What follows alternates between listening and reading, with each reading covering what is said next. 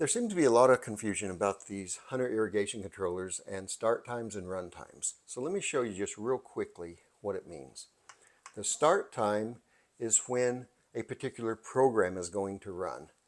If you only want your sprinkler system to run once a day on however many days you set up, you only need to set up one start time. You don't need to set start time for A2, A3, A4.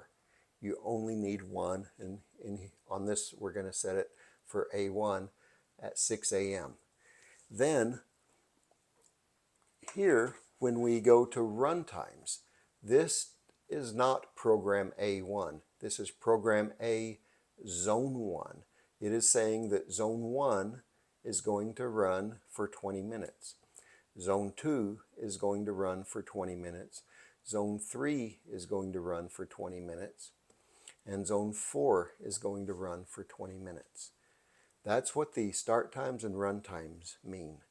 And just very quickly, program A is set to run Monday, Wednesday, Friday. You change that by hitting the plus or minus to turn certain stations or certain days off and on.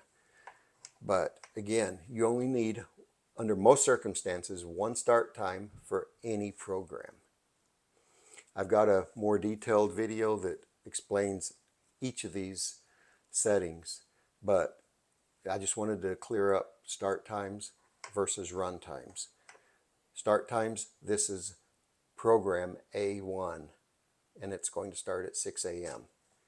If we wanted to run twice a day, we would set a second start time, and those zones would run again at 10 p.m. if we left this like this, but we're going to turn it back off.